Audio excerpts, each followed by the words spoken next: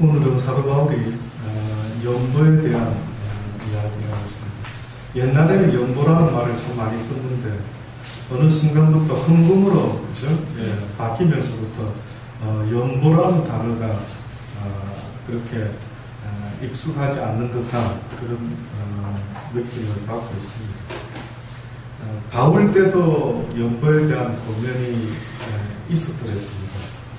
많은 사람들이 연보에 대한 개념이 그저 교회 와서 헌금을 하면은 되는 것으로 그렇게 생각했지만 당시의 연보의 개념은 달랐습니다.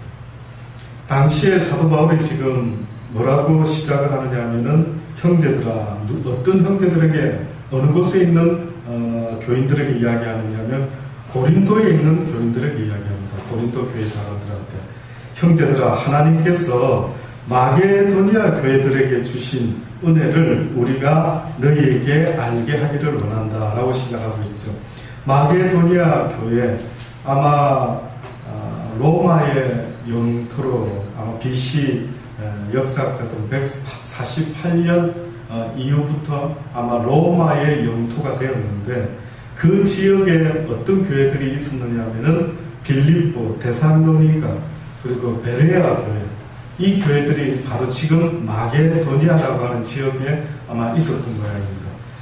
그런데 지금 바울이 마게도니아 교회들에게 주신 하나님의 은혜를 우리가 너희에게 알게 하노라 라고 은혜의 이야기를 하는데, 보니까 무슨 은혜인가라고 봤더니만 환난의 많은 시련 가운데서 저희 넘치는 기쁨과 극한 가난이 저희로 풍성한 연보를 넘치도록 하게 하였느니라, 이렇게 이야기를 합니다. 이게 무슨 말인지 아십니까? 넘치는 기쁨과 극한 가난이, 그러면 극한 가난 가운데 헌금을 했는데 이 극한 가운데 헌금을 한 것이 어떻게 보면 그들로 하여금 아주 최대한의 기쁨의, 아주 내 영혼의 기쁨을 지금 나타내게 되었다는, 결국 이것을 지금 바울이 뭐라고 서두에 말했느냐 하면 이게 바로 하나님의 은혜였다라고 그렇게 얘기해요. 많은 사람들이 연보를 할 때에 부자가, 돈 많은 사람이 연보를 할 때 하나님이 기뻐하시고 모든 일이 잘 풀어지겠지라고 생각하지 않습니까? 근데 바울은 뭐라고 하느냐면 연보는 누가 해야 되느냐면 부자가 하는 게 아니고 가난한 자가 해야 된다. 연보를 뜻밖이죠. 연보를 가난한 자들이 해야 되는데 그 가난한 자들에게 왜 연보를 해라고 지금 바울이 말하느냐면 너희에게 하나님의 은혜가 임하여 너희의 기쁨이 충만하게 하기 위해서 너희들에게 연보를 내가 이야기한다 라고 말하는 것입니다. 풍성한 연보를 넘치도록 하게 하였느니라. 내가 증거하노니 저희가 힘대로 할 뿐 아니라 힘에 지나도록 자원하여 이 은혜와 성도 섬기는 일에 참여함에 대하여 우리에게 간절히 구하니 우리의 바라던 것뿐 아니라 저희가 먼저 자신을 주께 드리고 또 하나님의 뜻을 쫓아 우리에게 주었도다.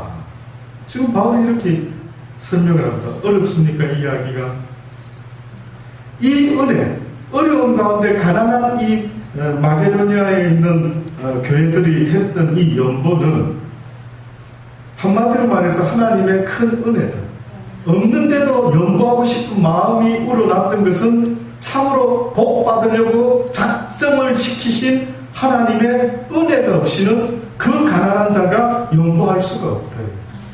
하나님이 복을 주고 싶다 이거예요. 가난한 자에게. 이제 가난을 통해서 뭔가 주시니도 여호와시오, 모든 게 다 여호와시니 내가 어떤 것이라도 다 주께서 원하신다면은 무엇이라도 내가 드리지 못할 것이 있겠습니까? 라는 이제 마음까지 배우게 되었던 것입니다.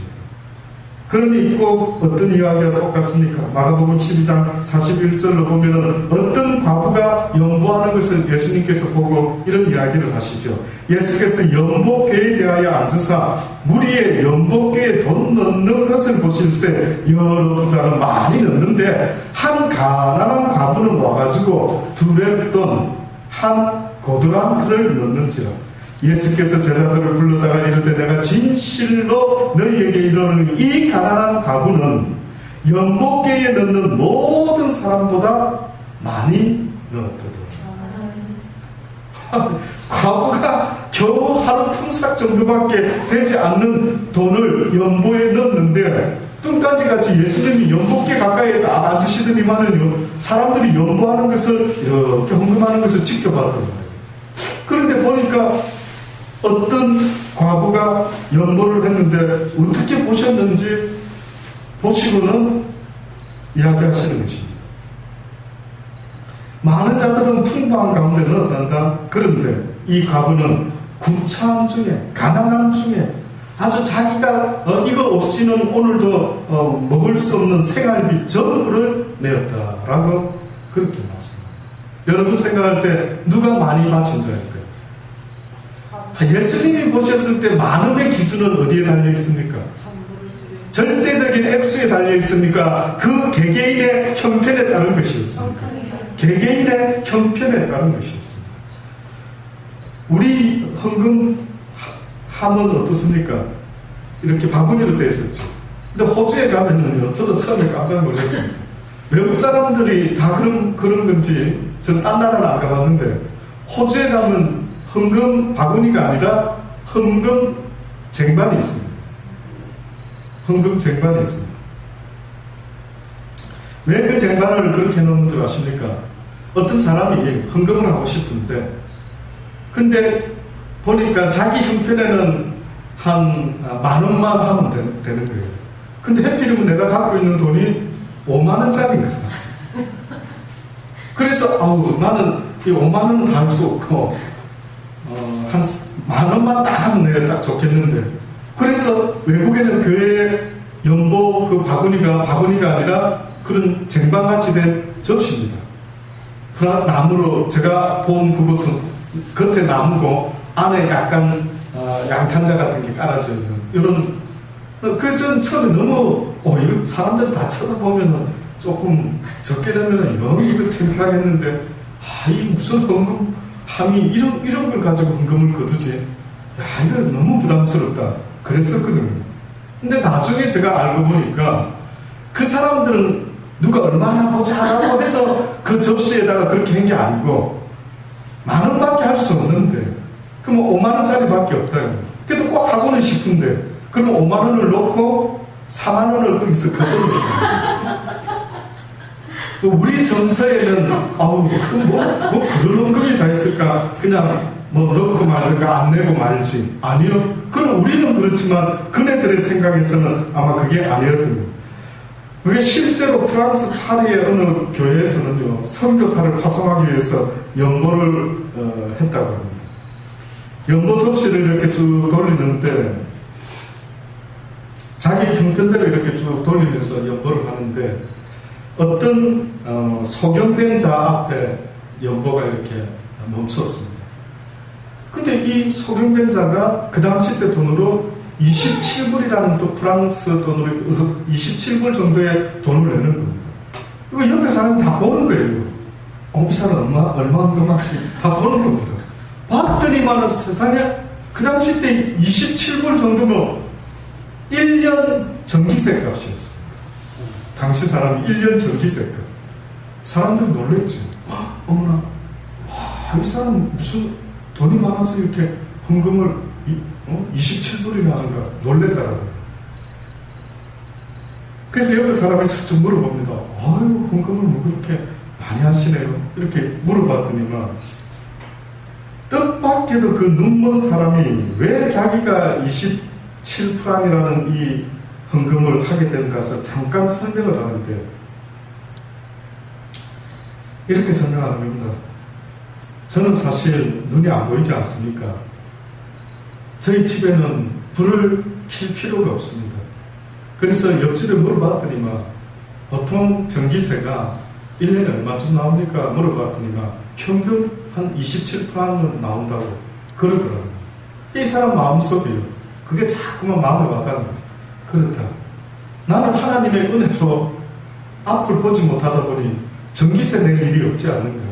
그러나 오늘 특별히 교회에서 선교사 파송을 위해서 헌금을 한다, 연보를 한다고 하니까 이 세상에 눈은 있어도 볼 것을 보지 못하는 수많은 인생들의 영적인 눈을 뜨는 데 있어 쓰임받을 수만 있다고 한다면 내 육적인 눈이 볼 수 없음으로 말미암아 1년에 드는 전기세가 27불을 내가 만약에 모을 수 있다면 기꺼이 그 돈으로 선교사를 파송하는데 드린다면 하나님이 기뻐하지 않을까요? 그런 기특한 마음을 가지고 이 소경된 자가 그렇게 연보를 했다라는 이야기가 있습니다. 우리나라에도 이 연보에 대한 이야기를 하게 되면 여러분 혹시 기억하시는지 모르겠습니다. 외국에는 이 접시함이 아마 아주 특징이고 우리가 볼 때 뜻밖이다라고 했지만 옛날에 우리 조선시대 여인들은 처음에 기독교를 받아들였을 때에 연보라는 게 없었습니다. 혹시 들어보셨습니까? 성미라고 하는 거 들어보셨습니까? 그때는 주로 성미를 드렸던 것 같습니다. 물론 뭐 예외도 있었는지 모르고 근데 그 성미가 어떻게 해서 시작이 됐느냐 하면요, 조선시대부터 부인들이 밥을 지을 때 가족의 건강과 복을 빌면서 쌀을 한 줌씩 따로 어떤 항아리에다가 따로 담아놨습니다. 이거를 갖다가 성주에게 바친다라고 하는 의미로 쌀을 한 줌씩 단지에다가 따로 모아놨습니다. 그래서 나중에 고사를 지낼 때에 그 모아둔 미리 떼놓은 그 쌀로 떡쌀을 만듭니다. 떡쌀로 만듭니다. 그래서 신을 섬길 때에 그것으로 떡을 해가지고 신께 바치는 아주 정성된 조선의 부인들이 정성된 마음을 가지고 신주라고 하는 그 단지를 만들어 놨답니다. 그래서 여러분이 자주 썼던 신주단지 모시듯이 그 신주단지가 무슨 그 안에 뭘 모셔놨나? 쌀을 넣어놨답니다. 쌀을 그렇게 한 줌씩 해가지고. 그런데 이제 기독교가 들어가고 나서 교회를 다니게 되는 이제 많은 여인들이, 정성스러운 마음을 가진 부인들이 우리가 잘못된 신을 섬겼구나. 그러면 이제부터는 우리는 이 신주단지를 그런 용도로 쓰지 말고 하나님, 참 신이신 그 하나님을 위하여 우리가 정성껏 쌀을 미리 한 줌씩 밥하기 전에 떼놓자 라는 마음으로 쌀을 미리 한 줌씩 떼놓기 시작했다. 그래서 그 떼놓은 쌀로 그전에는 떡쌀을 만들어 가지고 신주에게 바쳤지만 이제는 그 쌀로 교회 일을 하는 전도자들에게, 선교사들에게 생활을 돕기 위해서 쌀을 성미로 드렸던 것입니다. 이것이 바로 우리가 초대 교회에서 정성된 마음으로 연보를 하나님께 그러한 모습으로 드렸던 것 같습니다. 그런데 사도 바울 시대에도 당연히 연보를 권면을 했는데 사도 바울이 연보를 권했던 목적은 뭐였느냐 하면 구제에 있었습니다. 구제. 그때의 당시에 예루살렘 교회가 핍박이 엄청 심했습니다. 그래서 원래는 영적인 복음이 온 유대 땅으로 전파된 그 시작의 아주 본거지는 예루살렘이었습니다. 그러니까 예루살렘은 영적인 도성이었습니다. 우리가 옛날에 평양을 이야기할 때 대한민국의 아주 예루살렘이었다. 거기서부터 복음이 막 확산이 되고 회개의 운동이 일어나서 전 대한민국에 엄청난 영향을 끼쳤다라는 것처럼 그 당시에도 예루살렘이라는 그곳에서 많은 사람들이 복음의 전파가 시작되었던 것입니다. 그래서 거의 성지처럼 지금도 섬기는 것처럼 그들이 인식하는 것처럼. 그런데 그 교회가 아마 로마의 이 핍박을 많이 받았던 거예요. 그러다 보니까 경제적인 어려움에 처하다 보니 많은 사람들이, 성도들이 궁핍함에 처했던 것을 바울이 알고 마게도니아도 비록 형편이 넉넉지 못하지만 근데 어떻게 보면 고린도 교회들은 그나마 가장 무역 상업 도시에 있었기 때문에 얼마든지 어떻게 보면 다른 지역보다 잘 사는 곳에 있었던 거예요. 그런데 뜻밖에도 1년 전부터 연보를 하려고 작정했던 이 고린도 교회에서는 아직도 지지부진하고 앉아있는 겁니다. 그래서 바울이 지금 그들에게 이런 연보 이야기를 하고 있는 것입니다. 우리가 바라던 것뿐 아니라 저희가 먼저 자신을 죽게 드리고 또 하나님의 뜻을 쫓아 우리 자신을 먼저 어떤 마음으로 시작이 됐냐면 자신을 먼저 어떻게 했다고요? 죽게 드리는 거예요. 과부가 자기 생활비 전부를 줬다라는 의미는 곧 그러면 무슨 말이겠습니까? 자기를 내놨다. 내 생명과 같은 이 생활비, 내 생명과 같은 이것 없으면 나는 죽는데. 그래서 우리가 엘리야 시대에 그 가뭄 때에 기억나십니까? 기억나십니까? 하나님의 사람이 나타나가지고는 가뜩이나 자기와 아들도 안 그래도 먹을 게 없으니까 요 그냥 쌀 한 큰 요 가루 하나 해가지고 그냥 떡 만들고 먹고 죽어버리려고 떡 그랬는데 하나님의 사람이 갑자기 아이고 출출한데 미안한데 있으면 나 먹을 것 좀 만들어 달라. 그럼 여러분 같으면 어떻게 하겠습니까? 그런 경험이 없어서 잘 모르십니까? 여러분 같으면 어떻게 하겠습니까? 저 하나님의 사람 참 뻔뻔하다. 어떻게 염치 없이 저기 와서 나보고 우리도 가뜩이나 형편이 어려운데 저거 해달라고 저러지? 우리는 100% 어떻게 보면 그럴 확률이 높죠. 그런데 이 여인도 충분히 그럴 수 있는데 무슨 생각을 했냐면 그래 어차피 이거 먹고 죽으나 저 하나님의 사람이 해달라니까 해주자. 그리고 그 자기 생명과 같은 며칠이라도 연장시켜줄 수 있는 생명과 같은 그 하나 남은 한 움큼 남은 그 가루를 갖다가 하나님의 사람을 위해서 떡을 만들어 주었던 거지. 그럼 자기는 무슨 뜻입니까? 나는 굶어 죽으면 죽으리라. 결국 그 여인은 하나님의 사람에게 뭘 바친 겁니까? 자기 생명을 기꺼이 내놓은 것입니다. 사람들이 그 연보의 개념을 갖다가 그냥 헌금 액수에 따라서 이 정도 하면 되지 라고 하는데 그 기준은 각자의 믿음대로 할 뿐인 것입니다. 그 믿음대로 하면 되는 겁니다. 그런데 오늘 보니까 바울이 마게도니아 교인들이 어떤 마음으로 했는지를 고린도 교인들에게 설명을 하는데 우리의 바라던 것뿐 아니라 저희가 먼저 자신을 죽게 드리고 또 하나님의 뜻을 쫓아 우리에게 주었도다. 이러므로 우리가 디도를 권하여 너희 가운데 시작하였은즉 이 은혜를 그대로 성취케 하라 하였노라. 오직 너희는 믿음과 말과 지식과 모든 간절함과 우리를 사랑하는 이 모든 일에 풍성한 것 같이 이 은혜에도 풍성하게 할지니라. 너희가 다른 어떤 것으로 가지고 하나님 앞에서 말씀을 듣고 배움으로 은혜에 충만한 하나님 감사합니다. 오늘 은혜 받았습니다. 그러지 않습니까? 근데 뜻밖의 지금 사도 바울이 너희에게 은혜를 더하고 싶은데 어떤 것이 너희에게 은혜를 더 받게 하는 것이냐면 너희가 진짜로 은혜 받기를 원한다면은 너희가 진짜로 은혜 받은 결과라고 한다면은 너희의 가진 것으로 어떻게 하라고요? 나누라는 거죠. 하나님께 드리라는 거죠. 이것이 바로 너희가 은혜에도 더 풍성하게 허락하는 것이라. 하나님은 꼭 그걸 먼저 보기 원합니다.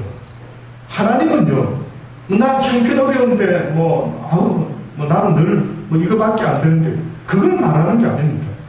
어떤 처지에 있든지 내 마음을 최선을 다해서 하나님 앞에 표현하는데 여러 가지 표현할 수 있지만 성경이 가장 우리에게 어떻게 보면 좋은 방법은 아닌데 하나님이 노골적으로 요구하는 방법이 뭡니까? 하도 하나님께 감사할 줄 모르는 이내 인생들에게 노골적으로 나를 시험해봐라라고 하면서 요구한 게 있습니다. 뭡니까? 11조. 뉘앙스가 좋아 보입니까? 나를 시험해봐라. 뉘앙스가 좋은 것 같습니까? 아닙니다. 너희가 11조로 나를 시험해봐라 이런 말은요, 어떻게 보면은 모든 게 다 주의 것인데 이 인생들이 내 힘으로 내 능력으로 먹고 사는 줄로 알고 앉아가지고요 움켜쥐고는 하나님께 감사를 표현하지 않는 겁니다. 그래서 제가 깨닫기는 10의 1조라는 게 왜 나왔을까라고 봤을 때 하나님께서 최소한 이것은 너희를 위해서 해라는 거예요. 왜? 너희가 네가 보물을 너무 좋아하는구나. 그래, 그 보물을 누구에게 내놔라? 나에게. 그러면 보물이 있는 곳에 네 마음이 있다 보니까 네가 그 귀하게 여기는 11조라도 그 보물을 나에게 내놓으면 네 마음이 행여나 나에게 올 수만 있다면 나는 너에게 10의 1조를 요구한다. 그래서 11조를 요구하는 거예요.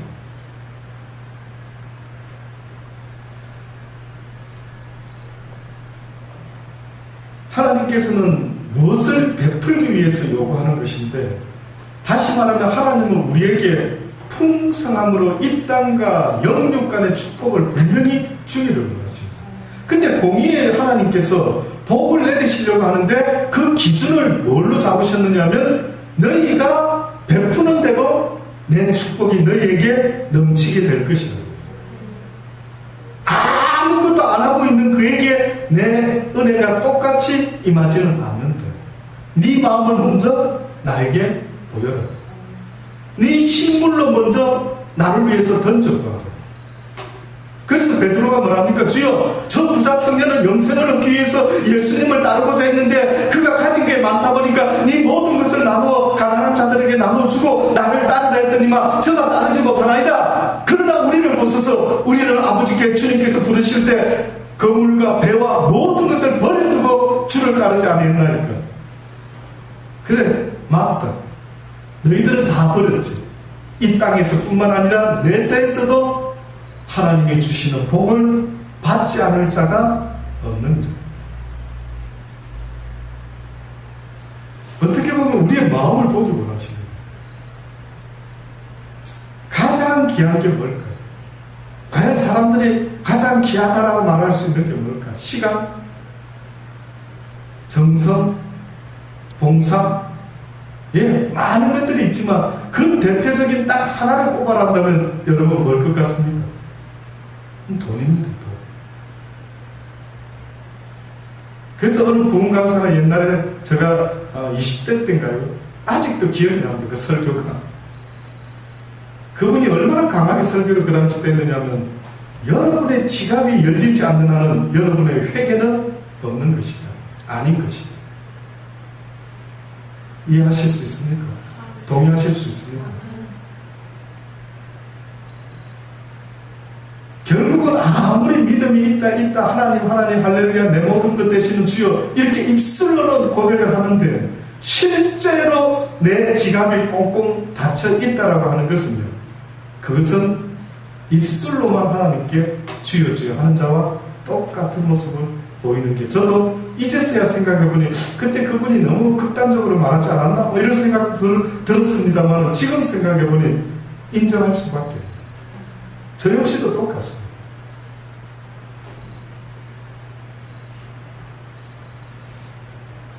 내가 명령으로 하는 말이 아니요 오직 다른 이들의 간절함을 가지고 너희의 사랑의 진실함을 증명코자 하리로다.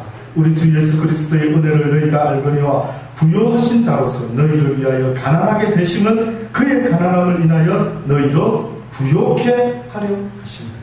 예수 그리스도께서 하늘의 그 높고 높은 영광의 보좌 왕의 자리를 버리고 이 땅에 육을 입고 가난한 자의 모습으로 이 땅에 오신 그분은 그 가난함은 바로 너희의 부요함을 위하여 이 땅에 오셨다라는 사실을 잊지 말아라. 그가 가난케 되시면 너희를 부요케 함 아니겠느냐. 이 진리를 이해할 수 있기를 바란다. 그러니 오히려 바울은 이 고린도 교인들에게 너희도 또한 주와 같이 기꺼이 자원하는 마음으로 가난한 자가 되어 그리하여 어려운 베들레헴 교인들을 부요케 하는 자가 되면 어떻겠느냐. 이 일에 내가 뜻만 보이노니 이것은 너희에게 유익함이라. 너희가 1년 전에 행하기를 먼저 시작할 뿐 아니라 원하기도 하였은즉 이제는 행하기를 성취할지는. 왜 꾸물꾸물 대고 해야지 하면서 왜 그렇게 연보를 제대로 하지 못하느냐. 계속 그렇게 미루다 보면 어떤 면에서는 그 물질이 끄는 매력이 있어서 계속 미루다 보면 그게 잘 안 됩니다. 저도 언젠가 필요한 물질이 생겨서 하나님이 내 기도에 응답하셨는가 하고 너무 좋아해서 이제 이것을 쓰면 되겠구나 라고 생각했던 적이 있었죠. 어느 날 기도 중에 뜻밖에도 누군가에게 그것을 갖다 주라는 것입니다. 그래서 저희 부부가 당신 잘못 응답하든가 하니까 좀 더 기도해보지, 시간을 두고 천천히 생각하면서 이거 풀림없이 이거는 한 번 더 생각해보는 거. 세상에 그날 늦은 저녁 시간에 혼이 나고 빨리 안 가고 뭐를 하고 있느냐. 또다시 와서 이거 오늘 밤을 넘기면 안 될 것 같다. 순종하고 갑시다. 차 타고 밤중에 쫓아간 적이 있습니다. 참 그렇더라고요. 예. 그러니까 하나님이 어떠한 우리의 마음을 먼저 받기를 원하실 때는 우리에게 때로는 먼저 기도를 하기도 하시고, 먼저 헌금도 하기도 하시고, 먼저 구제하기도 하시고, 하도 못하니까 뭐 어떻게 해야 될지 너무 모르니까 하나님이 아예 가르쳐 주시면서 빨리 미루지 말고. 바울의 마음이 아마 그랬던 모양입니다. 이들이 1년 전부터 계획했던 걸 또 미루고 앉아있는 겁니다. 할 마음만 있으면 있는 대로 받으실 터이요 없는 것을 받지 아니하실 것이니 너희가 할 마음만 있다면 해라. 왜 이렇게 마음이 없는 것 아니겠느냐. 이는 다른 사람은 평안하게 하고 너희를 공고하게 힘들게 하려고 하는 것이 아니요 평균케 하려 함이라. 이제 너희의 유효한 것으로 저희 부족한 것을 보충하면 후에 저희 유효한 것으로 너희 부족한 것을 보충하여 어떻게 하기를 원한다고요? 평균하게 하려 함이라. 기록된 바 출애굽기에 있는 이야기입니다. 기록한 것 같이 많이 거둔 자도 남지 아니하고 적게 거둔 자도 모자라지 아니하였느니라. 출애굽기 16절에 있는 말씀입니다. 여러분이 잘 아는 만나와 메추라기 이야기입니다. 만나와 메추라기 이야기를 출애굽기 16장을 통해서 모세가 이야기한 적이 있죠. 이스라엘 백성들이 모세와 하나님께 원망을 합니다. 그래서 여호와께서 모세에게 일러 말씀하셨죠. 내가 이스라엘 자손의 원망함을 들으노라. 그들에게 구하여 이르기를 너희가 해가 질 때에 고기를 먹고 아침에는 떡으로 배부르니 나는 여호와 너희의 하나님인 줄 알게 해 주리라 하시면서 저녁에 보니까 메추라기가 막 그 천막친 진 사면에 그냥 쫙 덮였던 것입니다. 아침에는 이슬이 진 사면에 있더니 이 이슬이 해가 뜨면서 마르기 시작하는데 보니까 이슬 같은 것이 마르면서 희한한 모습을 했는데 유가 비슷한 아마 우리나라의 그 과자같이 그렇게 변했는지 작고 둥글며 서리같이 세미한 것이 있는지라. 이스라엘 자손이 보고 그것이 무엇인지 알지 못하여 서로 이르되 야야 이게 뭐지? 이게 무엇이지? 모세가 그들에게 이르되 이는 여호와께서 너희에게 주어 먹게 하신 양식이라. 여호와께서 이같이 명하시기를 너희 각 사람의 식량대로 이것을 거둘지니라. 곧 너희 인수대로 4명의 한 오멜씩 취하되 각 사람이 그 장막에 있는 자들을 위하여도 또한 그렇게 각 사람의 인수대로 취하라. 그래서 이제 이스라엘 백성들이 그같이 합니다. 근데 보니까 어떤 사람은 한다고 했지만은 조금 많이 거둔 자도 있고 또 한다고 했지만은 조금 양을 적게 거둔 자도 있었습니다. 그런데 성경에 보니 오멜로 되어본 즉 많이 거둔 자도 남음이 없고 적게 거둔 자도 부족함이 없이 각기 식량대로 거두었더라. 모세가 그들에게 이르기를 아무든지 아침까지 그것을 남겨두지 말라 하였더라. 이게 무슨 말씀인 것 같습니까? 다 거뒀습니다. 거뒀는데 어떤 사람은 한 오멜씩을 거둬야 되는데 조금 오버해서 거둔 사람도 있어요. 맞죠? 근데 어떤 사람은 나름대로 한 5매쯤 거뒀다 싶었는데 모자라게 거둔 사람도 있었어요. 그런데 성경에 보니까 많이 거둔 자도 남은 것이 없고 적게 거둔 자도 부족한 것이 없다라고. 그러면 적게 거둔 사람이 왜 부족함이 없게 됐어요? 어떤 일이 벌어진 겁니까? 많이 거뒀는데 왜 남지 않았습니까? 많이 거뒀으면 남았어야지. 그 적게 거둔 사람은 부족해야지.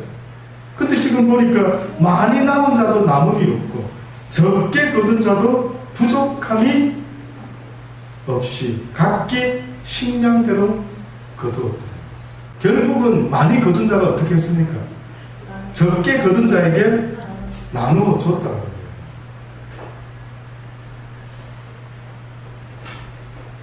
네 먹을 것이 있으면 족한 줄 알아. 너희 이웃에 혹 먹지 못하는 자가 있다고 한다면 네 먹을 것을 그냥 잔뜩 쌓아놓는 일에 목숨을 걸지 말고 너는 오늘 먹을 것이 있느냐? 혹시 그들이 오늘 먹을 것이 없어서 굶어 죽어가는 자가 있다면 그 이웃에 대한 책임은 네가 져야 될 것이다. 뜻밖에도 물질에 대한 것은 책임이 따른다고 지금 말씀합니다. 성경에서 말하는 물질관, 재물관은 청지기적인 물질관을 말합니다. 청지기는 그 물질이 쌓이면 쌓일수록 지겁니까? 주인 겁니까? 주인 거죠. 그러면은 그 물질이 쌓이든 줄든 청지기 입장에서는 상관이 있습니까? 없습니까? 상관이 없습니다. 그러니 이스라엘 백성들이 많이 거둔 자도 남지 않고 적게 거둔 자도 부족하지 않았다는 것은 곧 많이 거둔 자는 적게 거둔 자들에게 나누어 주었다는 것을 성경이 말씀하고 있습니다. 그러니까 결국은 하나님의 말씀 안에서 순종하는 삶을 살다 보면은 많이 뜻밖의 거둔 자도 나누다 보니까 적게 거둔 자도 가난한 자도 배고프지 아니하고 공이 서로 똑같이 먹고 살아갈 수 있는 사랑의 공동체가 되었다라는 것을 이야기하는 것입니다. 그런데 이 가운데 예외가 있을까요? 없을까요? 예외적인 인간이 있을까요? 없을까요? 꼭 좀 욕심 있는 사람이 있을까요? 없을까요? 너무 가난하게 살다 보니 목사님 이해해 주십시오. 제가 어렸을 때 너무 어렵게 살아가지고요. 저는 조금 더 챙겨놔야 될 것 같습니다. 이러면서 누군가가 모세의 말을 듣지 않고 좀 더 챙겼습니다. 좀 꿍쳐놨다 이거죠 아마도. 근데 뜻밖의 일이 벌어졌습니다. 그들이 모세의 말을 청정치 아니하고 더러는 아침까지 나누지 않고 두었더니만. 왜 아침까지 뒀습니까? 조금 혹시 내일 또 없으면 어떻게? 괜히 나갔다가 허탕치면 뭐 돈벌이가 안 되면 이거 곤란하지. 고난을 위해서 좀 모아놔야지. 이 생각을 지금 잘 한번 해보십시오. 이게 지금 옛날에 이 사람들에게만 해당되는 이야기인지 현재를 살아가는 우리에게도 이 이야기가 적용될 수 있을지 없을지를 한번 똑같이 생각해 보십시오. 그랬더니만 아침까지 두었더니만 무슨 일이 벌어졌을까요? 벌레가 생겨가지고 냄새가 나죠. 그래서 결국은 어떻게 해요? 못 먹게 되고 말았죠. 근데 그래도 좀 끔찍한 거 가지고 뭐 이해를 좀 해주면 좋은데 모세가 어떻게 반응합니까? 노를 분노를 해요. 왜 분노까지 했을까? 왠 줄 아십니까? 하나님의 말씀에 내일 일은 내일 염려할 것이요 오늘 일은 오늘로 끝이 나야 돼. 다시 말하면은 날마다 먹이고 입히시는 주권자가 있는데 뭔데 네가 먹고 살아가는 일에 미래에 대한 내일 일까지 네가 뭐 때문에 신경 쓰느냐 이 어리석은 인생아. 네가 나를 믿는다라고 하는 것은 내일을 네가 예비하는 게 아니다. 그는 이율배반적이다. 그거는 네 믿음이 없다라는 증거다. 네 믿음이 없기 때문에 지금 오늘 내가 먹을 것 입을 것이 있으면 족한 줄 알고 혹시나 옆에 못 먹고 못 입는 사람이 있으면 그 사람을 도와주면 그뿐인데 그 사람을 도울 수 없는 딴 생각이 들어오는 겁니다. 아우 나도 모아놨다가 우리 딸내미 대학도 보내야 되고 아유 모아놨다가 우리 아들내미 장가도 보내고 시집도 보내고 그런 이유를 가지고 모으고 앉아야 됩니다. 맞습니까? 여러분 생각할 때 그 이유 때문에 주여 내가 비록 살면서 어려운 사람들을 많이 봤지만 나도 어려운지라 그냥 넘어갔더랬습니다. 이게 과연 용납이 될까요? 저도 쉬운 이야기는 아니지만 여러분에게 제가 분명히 전할 수 있는 말이 있습니다. 그것은 용납되지 않습니다. 왜냐? 그는 믿음과 관계가 있기 때문에 그렇습니다. 그래서 뭐라고 이야기합니까? 이 믿음 적은 자들, 이 패역한 시대가 믿음이 없으므로 망하게 되었거든. 너희가 무엇을 입을까 마실까 어떻게 염려하지 말라고 하지 않았느냐? 미래에 대한 일은 염려하지 말라고 하지 않느냐? 너희는 오늘을 살 뿐이지 오늘 밤에라도 나 여호와가 네 생명을 거두어 가면 너는 오늘까지 살아왔던 네 삶의 모습을 내 앞에 서서 찍고 해야 될 터인데 너는 내일을 위해서, 그것도 내 아이들을 위해서, 내가 그냥 당연히 사랑하고 마땅히 사랑할 그냥 내 가족들을 위해서, 이방인들도 그 짓을 하는데 똑같이 그들과 똑같이 네가 그런 이유 때문에 내 이웃의 가난함을 돌아보지 아니했으니 나는 너를 믿음 있는 자라 말하지 않겠다. 저는 여러분이 하나님 앞에서 정말 칭찬받는 복된 하나님의 사람들이 다 되기를 주의 이름으로 권면합니다. 예, 살아가다가 혹 그런 거 보면은 그렇지, 주님이 이렇게 말씀하셨지, 눈 찔끔하고 주의 이름으로 어려운 자들에게 도움의 손길을 펼 수 있는 여러분이 되기를 바라는 것입니다. 누가 알아주지 아니해도, 목사가 알아주지 아니하고 우리 남편이 아내가 알아주지 않는다 할지라도 하나님 때문에 살아가다가 어떤 어려운 자들을 봤을 때에 오히려 기꺼이 나도 비록 힘들지만 그러나 오늘까지는 이상무 하는 생각이 든다면 내일 때문에 오늘 마땅히 해야 될 일을 하지 못하는 믿음 없는 자의 모습이 되지 않기를 간절히 바라는 것입니다. 그래서 모세가 막 진노를 한다. 그러나 뜻밖에도 또 놀라운 이야기가 성경에 이어서 써져 있습니다. 그게 뭔지 아십니까? 제6일에는 각 사람이 안식일 전날에는 얼마를 거두어라고요? 갑절의 식물, 곧 하나에 2오멜씩, 한 오멜 말고 2오멜씩을 거두라 했던 거예요. 그래서 사람들이 그날은 2오멜을 거두어서 그 다음날 아침까지 간수해 보니까 어때요? 전혀 벌레도 안 붙었고 냄새도 안 나고 이상이 없는 거예요.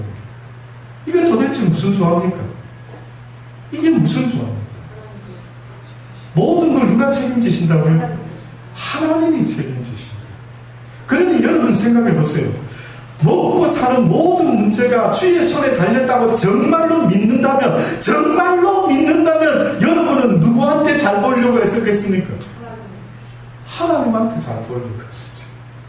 만약에 여러분이 먹고 사는 일이 여러분의 오너한테 달려있다, 우리 회사 사장님한테 내가 모든 게 달려있다 한다면 여러분은 솔직히 그 오너한테, 사장님한테 어떻게 할 것 같습니까? 잘 보여요. 뭐 어려운 질문 아니죠. 어렵게 대답하지 마십시오. 뭘 그렇게 어렵게 생각하십니까? 당연히 여러분이 이제까지 살아온 모습 아닙니까? 오너한테 잘 보여가지고 왜 내 밧줄이 저기 걸려있다 생각하니까 얼마나 오너한테 막 인사하고 오면은 깍듯이 인사하고, 왜 영화 드라마나 어디 보면 영화에 보면은 뭐 보스가 나타나면 뭐 백화점이든 뭐든 온 사원들이 줄을 쫙 서가지고 회장님 오셨습니다. 왜 그걸 깍듯이 전하는데요? 딱 서서 구경하지 왜 저를 하는데요? 밥줄이니까 그렇습니다. 얼마나 깍듯한지 아시죠? 밥줄과 관계되어 있다 보면 사람들은 얼마나 깍듯한지 여러분도 놀랄 정도로 깍듯이 회장님에게 지사충성의 마음을 담아서 저를 올리지 않습니다. 그런데 모세가 왜 열받았느냐? 너희가 도대체 먹고 사는 그것이 누구로부터 나오는 것이냐 물어보는 겁니다. 요즘 아이들은 어떻게 먹고 살지? 이 빵이 어디서 나왔을까요? 그러면 이럽니다. 공장에서요. 공장만 있으면 저는 먹고 살 수 있습니다. 자연이 파괴되든지 땅이 썩어 문드러지든지 공장만 있으면은 이 맛있는 빵을 저는 평생 먹을 수 있을 것 같아서 저는 공장을 너무 사랑합니다. 혹시 그런 아이가 있습니까? 어디서 곡식이 나옵니까? 예, 땅에서 나오죠. 해와 물과 땅과 모든 것들이 다 거기서부터 곡식들이 나오는데, 이내 어리석은 인생들은 어느 순간부터 도시 생활을 하다 보니까 땅에 귀한 줄도 모르고 그냥 그 땅과 나무를 베어가지고 황무지로 만들어 놓고 먹을 것을 갖다가 세상에 먹지 못할 쓰레기와 바꾸고 앉아있는 거예요. 아닙니까? 먹을 것을, 귀한 곡식이 나올 그 한 평의 땅도 귀한데 그 땅을 파헤치고 나무를 없애버려가지고 거기다가 세멘트를 발라가지고 집을 짓는다라고 난리를 치면서 결국은 이 땅에 수많은 사람들이 식량이라고 하는 것이 얼마나 귀한지를 알게 될 때 때로는 이미 늦지는 않을까 걱정스러운. 도대체 이 사상이, 이 생각이 어디서 나왔을까? 모세 때도 그런 일이 있었던 모양입니다. 그래서 모세가 가슴을 친 겁니다. 어째서 너희가 먹고 사는 일이 만군의 여호와 하나님 손에 달렸다라고 진정으로 믿는다면 지사 충성을 했을 때인데 너희가 어찌하여 그리하지 않느냐. 그래서 11조 이야기도 나오고, 그래서 감사제를 말씀하는 거고, 헌신제, 온갖 제사의 이야기를 성경이 하고 있었던 것입니다. 마찬가지로 지금 바울이 그 설명을 하는 것입니다. 너희가 부족하지만은 그래도 너희가 나눌 수 있는 그 마음은 하나님의 영적인 축복을 받아 누리기에 조금도 부족함이 없는 은혜 중에 은혜다라고 말합니다. 은혜 중에 은혜. 가난한 가운데 하나님께 헌금할 수 있는, 연구할 수 있는 그런 마음이 바로 은혜 중에 은혜다라는 사실을 잊지 말아라. 여호와 예수 그리스도가 가난하게 되시면 너희로 부욕케 하기 위함이라. 저가 만약에 어떤 재물을 가지고 누군가의 어려운 사람을 도와줬다 한다면 나는 가난하게 되는 것이요, 그는 부욕케 되는 것 아닙니까? 이런 희한한 논리가 바로 성경의 논리입니다. 이것을 성경은 사랑의 논리라죠. 네가 희생을 하지만 너를 통해서 사랑이 나타났을 때 누군가 죽어가는 가난한 영혼과 가난한 인생들이 살아나게 될 것이니, 너의 사랑이, 너의 희생이 그들을 살릴 것이니 고린도 교인들아 잊지 말아라. 마게도니아 교회들이 했던 그것을 나는 너희들에게 알려주기를 원하니, 나는 먼저 너희들이 하나님 앞에 바쳐진 인생이 되기를 원하고, 너희가 이 세상에서 무엇을 귀한 것으로 여기는지 모르지만 내일을 위하여 오늘 저축하는 자가 되지 말고 영혼을 위하여 오늘 죽어가는 한 영혼에게, 가난하여 먹지 못하고 굶주려가는 그 한 영혼에게 네가 베푸는 그 사랑의 손길은 영원한 하나님 나라에 저축하는 것이 되는 것이니 기 있는 자는 이 이야기를 들을지어다. 기도하시겠습니다. 하나님, 그렇습니다. 우리는 물질이라고 하는 것을 생각할 때에 그저 남보다 많이 가지면 그것이 복이라고 말하고 있습니다만, 그러나 주님께서는 오히려 네가 말세에 재물을 쌓았구나. 어찌하여 그 재물을 쌓았는 것, 네가 쌓아둔 그 재물이 좀녹이 들어서 썩어서 녹이 슬고 결국 먹지 못하는 것이 되고 말았으니 그것이 너의 믿음 없음의 증거가 되는 것이니라. 나 여호와가 너희들에게 분명히 말하지 않느냐. 내 나라에 너희가 보화를 재물을 쌓아두는 자가 되어라고 내가 오늘이라는 시간을 너희들에게 주었거든. 너희는 그 시간에 내일을 위하여 이 땅에다 재물을 쌓았으니 오늘 밤에 네 영혼을 내가 취하면 네가 쌓아놓은 이 땅의 모든 재물이 네 것이 되는지 스스로 생각해 보아라. 아버지, 그렇습니다. 생각하기를 원합니다. 어리석은 자가 되지 않기를 원합니다. 하늘에 나는 새도 들의 백합화도 주님께서 키우시고 먹이시기는 하물며 나이겠습니까? 하나님께서 나의 인생의 모든 필요를 아시고 나의 선한 목자가 되어 주셔서 오늘도 내일도 모레도 모든 걸 주께 맡기고 주를 따르기를 원하오니 주께서 선한 곳으로 날마다 신만한 물가로 푸른 초장으로 인도하여 주실 줄을 믿습니다. 예수님의 이름으로 감사하며 기도드리옵나이다.